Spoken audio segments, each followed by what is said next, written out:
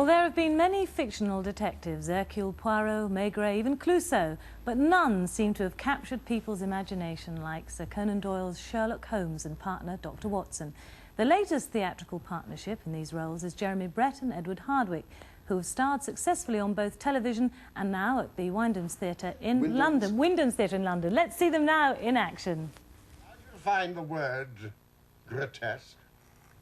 Grotesque? Oh, strange? Remarkable? No. Surely there's more to it than that. Some underlying suggestion of the tragic, the terrible. If you cast your mind back to those narratives with which you've inflicted a long, suffering public, you will see how often the word grotesque has deepened into the criminal. I suppose the affair of the red-headed men was grotesque enough at the outset. Huh? Oh, that most grotesque affair. The 5 orange pips. Yes, which led straight to a murderous conspiracy. Now, the word puts me on the alert. Oh, haven't you there?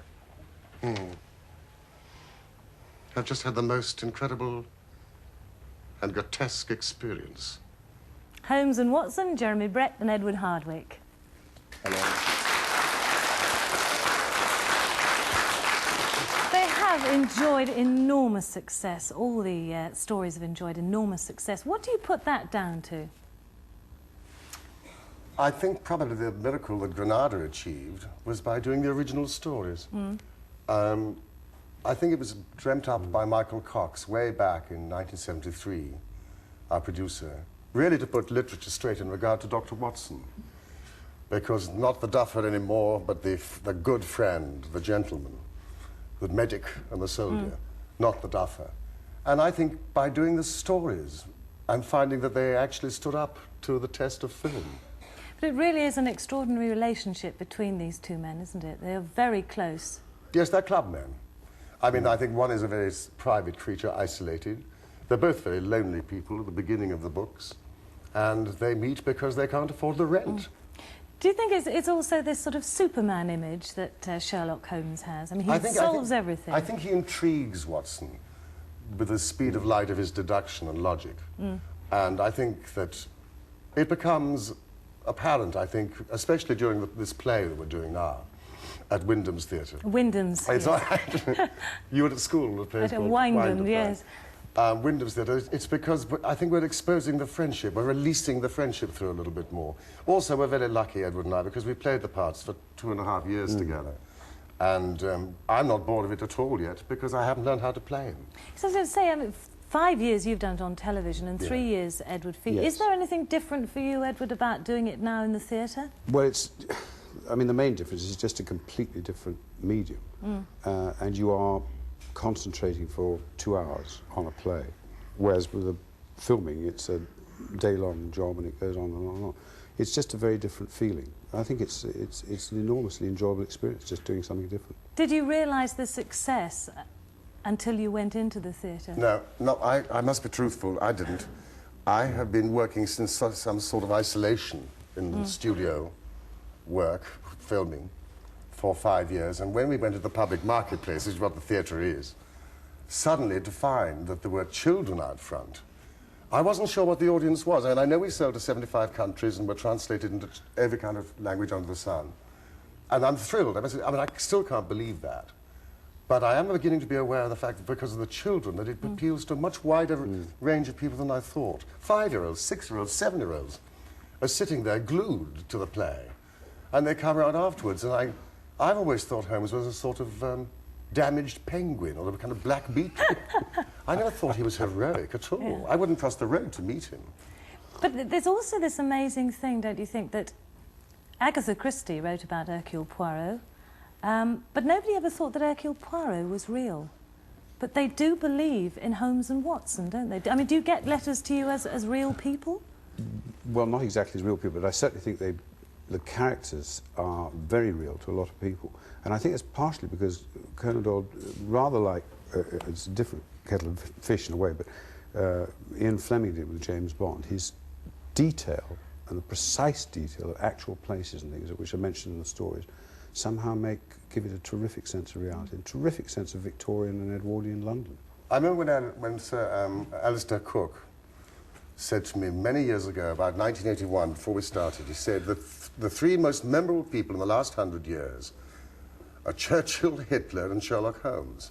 Now, this was meant to encourage me. I was terrified. I thought, that's really done it now. I mean, I didn't want to play the part in the first place. I thought I would fail, because there have been so many people playing it before. But to think that one of those three people never existed at all is extraordinary. I mean, the fan mail we get is to Edward and Jeremy, but they get at Baker Street, 221B Baker Street, the National Abbey Bank, letters to Sherlock Holmes asking them to solve cases. And they write back and say, Mr. Holmes is retired and living in Kent beekeeping. Are you enjoying being caught up in this? I mean, as I said, 5 years on television and now starring in I have to confess, I'm End. basking in it now. I didn't enjoy it. I was very poorly for a while, and I found him an enormous strain to play. He is a very dark, private man, and you have to really drain yourself out, because I'm much too ebullient for the part. You have to be very bloodless. And I found that a great strain. But now we're in the theatre, with this wonderful pink success, as I call it, amazing response, and we're taking it around the world. We're playing till next September at Wyndham's, and then we're taking it very slowly around the world. I think we're bringing it to Birmingham, I'm hoping. And then I think Manchester, and then the States. So it's a lovely, yes, good time.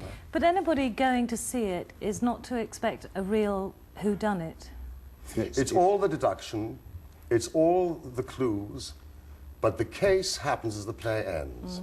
What you get is their relationship, and you learn, during the course of the play, much more about them. There's a lot of deduction, a lot of sleuthing, and then in the second half, Jeremy Paul, our brilliant writer, has given us a coup de théâtre, which is the secret. And it's a part of Holmes's life which has not been revealed. And it's a very exciting, dramatic moment, and I'm very happy that Ted's on stage with me to get me off every night. Edward, your Dr. Watson is far more of a rounded whole creature. Jeremy mentioned before that he's very often played as a bit of a buffoon, a bit of a bumbler. Yes, I think that dates from the early films, which I love, and I think they had a validity then, because it was the war, and I think there was an attempt to use the stories in some ways as propaganda to encourage the Americans to join us in the Second World War in a minor way. But times have changed, and I think one has to start from the premise that he's a doctor, and that's a difficult job for anybody. Also, I think being a doctor to some extent is being a detective, and I think that's part of the appeal that he has for Holmes. But it's doing the play is very different, because Jeremy Paul's taken a slightly different direction with it, and that makes it very, very interesting. Do you see yourself becoming another mousetrap, an establishment in the West End of London? No, I tell you what, you know, this business we're in, this profession we're in, it's hard enough to survive, let alone have a success. So when one has a success, although it's not a very palatable word in this country, they're much more fond of it in the States, I'm enjoying every giddy moment of it. Marvellous. I'm loving having people outside the stage door. I'm loving being with my friend Edward, because we're best friends off as well as on. We're having a ball. Great. We look forward to seeing it in Birmingham. Edward Hardwicke, Jeremy Brett, thank you for joining us today. Thank you.